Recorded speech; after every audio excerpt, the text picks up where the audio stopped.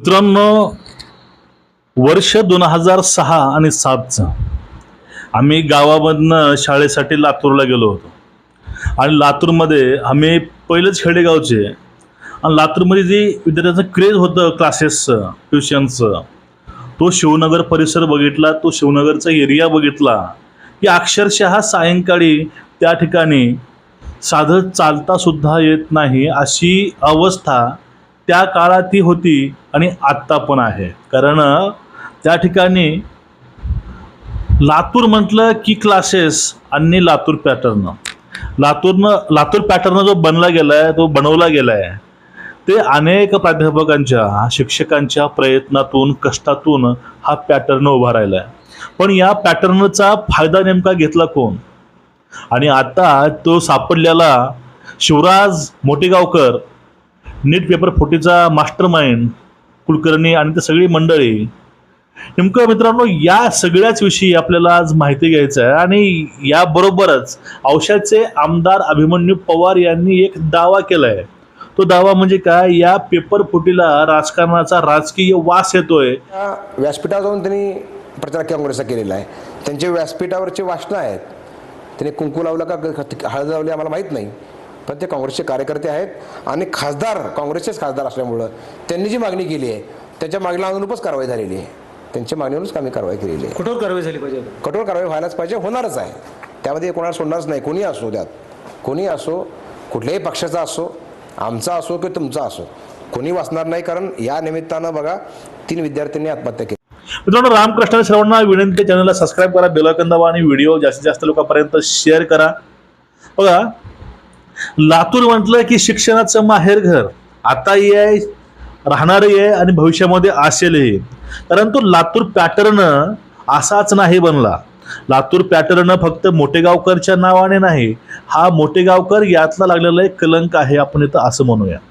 Latur pattern बनवण्यामागं अतिशय कष्ट आहे. बघा, ज्यावेळेस आम्ही दयानंद कॉलेजमध्ये 2006 मध्ये 11वी साठी गेलो, त्यानंतर 2008 पर्यंत आमची 12वी झाली.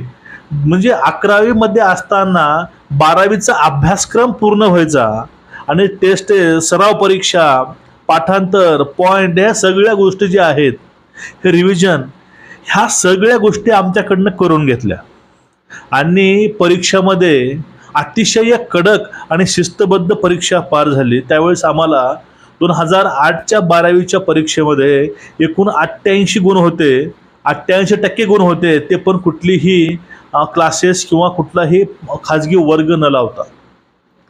मग असे अनेक तरुण खेडेगावातनं शिक्षणाचा एक आशा मनामध्ये बाळगून लातूरला गेले आणि त्यांनी कुठलेही वर्ग न लावता फक्त कॉलेजच्या जोरावर त्यांनी चांगली रँक मिळवल्या, त्यांनी चांगले शिक्षण सुद्धा घेतलेलं आहे. पण बरोबरच्या काळामध्ये क्लासेसनं एवढं तिथं भरभराटी केली आणि त्याच एरियामध्ये एक अविनाश चव्हाण नावाचा एक तरुण क्लासेसवाला आढळला. पण त्या तरुणाचा तिथं निभाव लागला नाही. त्या तरुणानं गरिबासाठी अनेक तिथं क्लासेसच्या योजना काढल्या. शेतकऱ्यांच्या, विधवांच्या किंवा शेतकरी पाल्यांना त्या ठिकाणी त्यांनी फीस सुद्धा माफ केली. अशा अविनाश चव्हाणचा काटा 2018 मध्ये काढला गेला. तथा लक्ष्मी कॉलनीमध्ये मध्यरात्री मर्डर करण्यात आला. हा जो चाललेला गोरखधंदा होता क्लासेसचा, त्यावेळेस पण एक्सपोज झाला. पण हे जी काही नीटची पेपर फुटी आहे, हे यावर्षी उघडी पडली आहे असं नाही. याचा मागच्या वर्षी पण वास आला होता, पण इलेक्शनच्या रणधुमाळीमध्ये त्यावरती लोकांचं फारसं लक्ष गेलं नाही. आता यावेळेस जी अवस्था त्या ठिकाणी झालेली आहे नीट पेपर फुटीची, अहो तुम्ही डॉक्टर असे भामटे बनवत आहात. आपली नैतिकता, नैतिक जबाबदारी आणि एक शिक्षक पेशाला तुम्ही पूर्ण काळेमा फासली आणि लातूर पॅटर्न जे काही नाव आहे त्यातून धक्का लावायचं कामं ह्या शिवराजच्या माध्यमातून झालेली आहे. आता खाजगी क्लासेस, असं लातूरमध्ये आख्यायिका आहे की मोटेगावकरचा वार्षिक टर्नओव्हर हा 100 कोटीच्या घरामध्ये असतो किंवा होतो. मग एवढा पैसा असताना, एवढा इन्कम होत असताना ह्या व्यक्तीने नेमकं कशासाठी त्यानं ही पेपर फुटी केली? आता हा एक संशोधन चालू आहे, त्यावरती CBI इन्क्वायरी करत आहे. पण या ठिकाणी महत्त्वाचा विषय कुठला आहे? ज्यावेळेस ह्या पेपर फुटीची बातमी ही फ्लॅश झाली, आणि त्यामध्ये लगेच लिबरल लोकांनी जे काही चाटुकारांनी लगेच भाजपला घेरायचा प्रयत्न केला. त्या ठिकाणी सांगायचा प्रयत्न केला की भाजपची नीती नीट नाही म्हणून ते नीट व्यवस्थित घेत नाहीत, नीट घेता येत नाही, अशा अनेक प्रकारच्या लेबल लावून बातम्या चालवल्या गेल्या. आणि यावेळेस सुद्धा टार्गेट एकच माणूस, ते म्हणजे देवेंद्र फडणवीस. अहो, ह्या लोकांना सांगतो काहीही होऊ द्या, फक्त एकाच व्यक्तीला फिरून फिरून टार्गेट करायचं आहे. ते गृह खात्याची कामं असो किंवा गल्लीमध्ये एखादी लहानशी चोरी होऊ दे, त्या चोरीला सुद्धा रेस्पॉन्सिबल हे ते गृहमंत्र्यांनाच पकडतात. पण आपली काही नैतिक जबाबदारी आहे हे यांच्या मनामध्ये सुद्धा थोडं येत नाही. आता पेपर फुटीचा विषय आहे. यामध्ये जो शिवराज जो काही मोटेगावकर आहे, हा काँग्रेसचा कार्यकर्ता, हा सभेतून काँग्रेसचं कुंकू कपाळाला लावतोय किंवा आम्ही अमित भैयाचं कुंकू कपाळाला लावलोय, ते असं जाहीर सभेतनं तो व्यक्ती बोलतोय. आणि तो व्यक्ती लातूरमध्ये एवढे आपले पायामुळे पसरून आहे. या माग त्या सगळ्या गोष्टीला आता राजकीय वास यायला लागलाय. एवढं तुम्हाला सांगू इच्छितो, आम्ही तर देशमुख परिवार नावाचं कुंकू लावले भैया.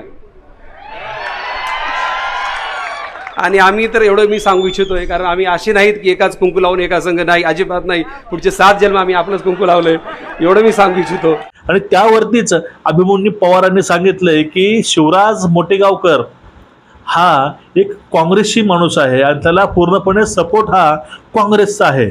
तिथे स्थानिक जे राजकारणी आहे त्यांचा सपोर्ट आहे. पेपर फुटी आणि काँग्रेस यांचा जवळजवळचा संबंध आहे असंही आता सध्या बोललं जातं मीडियावरती. या सगळ्या गोष्टीला मी हवाला या आपल्याच जे काही मीडिया आहे याचा लावत आहे. आणि सोबत जे अभिमन्यू पवारांनी सांगितलंय की या सगळ्यामध्ये काँग्रेस खरंच त्यांचा हात आहे का, किंवा या सगळ्याच्या पाठीमागं काँग्रेस हे कितपत आहे हे सुद्धा बघणं तेवढंच महत्त्वाचं आहे. पण शिक्षण क्षेत्रामध्ये जे काही हे प्रकार असे एवढे होत आहेत हे अतिशय निंदनीय आहेत. नोकर भरती असो किंवा नीटचा निकाल असो, ह्या सगळ्या ज्या एक्झाम्स आहेत, ह्या एक्झाम हा पारदर्शक व्हायला पाहिजे. कारण तरुणांचा ह्या सगळ्या सिस्टमवरचा विश्वास उडायला नको आहे. त्यामुळं मुख्यमंत्र्यांनी कृपा करून या अशा सगळ्या गोष्टीकडे जातीनं लक्ष घालून या सगळ्या अशा समाजकंटकाचा किंवा अशा निर्लज्ज लोकांचा या सगळ्यामधून कसा नायनाट करता येईल याकडं आपलं प्रयत्न करावं. आणि त्यानंतर महत्त्वाची गोष्ट अशी आहे, ह्या लातूरमध्ये शिवराज मोटेगावकर म्हणजे लातूर पॅटर्न नाही. लातूर पॅटर्न हे शिक्षकांच्या आणि प्राध्यापकांच्या आणि कॉलेजेस शाळेच्या कष्टावरती उभं राहिलेलं आहे.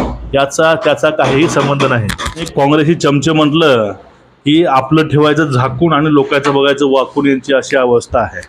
तुमचं एकूणच या प्रकरणावरती मत काय नक्कीच व्यक्त व्हिडिओ शेअर करा. रामकृष्ण.